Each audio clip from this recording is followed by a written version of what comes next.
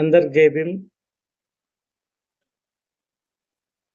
గత నెల ఏప్రిల్ 25 తారీఖు రంగారెడ్డి జిల్లా జిల్లెడు చౌదరిగూడ మండలం పద్మారం గ్రామంలో సాయంత్రం ఈదమ్మ జాతరలో దాడి హత్యాయత్నం జరిగింది. అక్కడ శాకలి కులస్తుడైనటువంటి బందయ్య ఎలకగూడెం గ్రామానికి సర్పంచ్.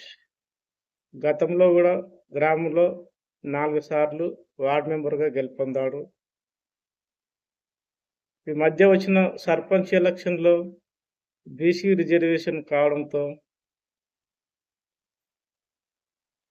అక్కడ ఉంటున్న మాజీ సర్పంచ్ ఎర్రబోతు రామరెడ్డి అభ్యర్థి పైన సాకలి బందయ్య ఏకగ్రీవంగా పోటీ చేసి 120 ఓట్ల మెజార్టీతో గెలవడం జరిగింది.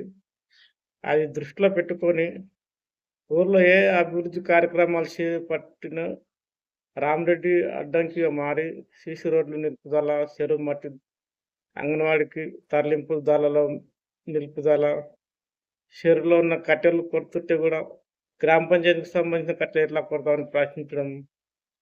గతంలో కూడా వాళ్ళ బందయ్య పూర్వీకులు వాళ్ళ పెద్దలు బందయ్య కానీ రామరెడ్డి ఇంటి దగ్గర వ్యవసాయ కూలీగా జీతానిగా పనిచేసిన వాళ్ళు, శాకరికులమైనటువంటి వృత్తి వాళ్ళ ఇంటికి చేసినటువంటి ఇన్ని కారణాలు దృష్టి పెట్టుకొని ఒక కింది స్థాయి సాకలి కులస్తుడు ఊర్లో సర్పంచ్ అవ్వడం, మమ్మల్ని ప్రశ్నించడం, ఊర్లో పలు అభివృద్ధి కార్యక్రమాలు చేపట్టడం ఏమిటి అని కులంతోని మతంతోని ఇవన్నీ దృష్టిలో పెట్టుకొని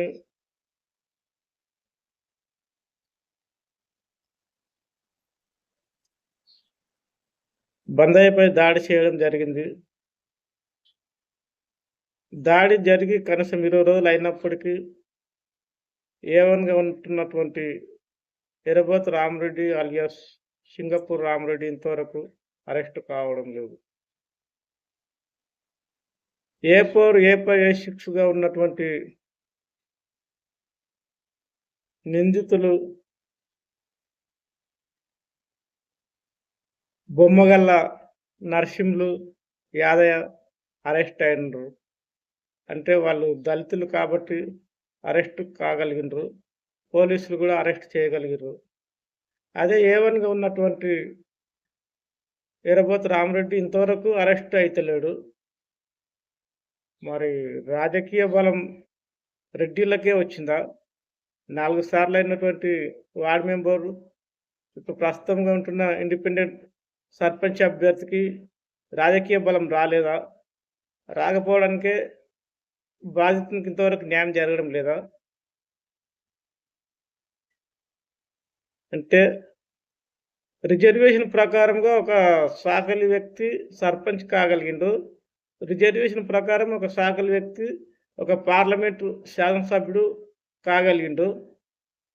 అంటే మనం ప్రజలు ఏమనుకుంటున్నామంటే మన కులస్తునికి, మన వర్గస్తునికి ఒక పార్లమెంట్లో, ఒక శాసనసభలో మాట్లాడడానికి అవకాశం వస్తుంది, ఎన్నుకోబడుతున్నాం కాబట్టి మనకు న్యాయం జరుగుతుంది, మన పక్షాన మాట్లాడటానికి మనం ఓట్లు గెలిపించుకుంటే, అదే షాద్నగర్ ఎమ్మెల్యే ఈర్రపల్లి శంకర్ బందయ్య విషయంలో కల్పించుకొని పోరాటం చేసిన అనగా నిందితులు అరెస్ట్ కావడం లేదు.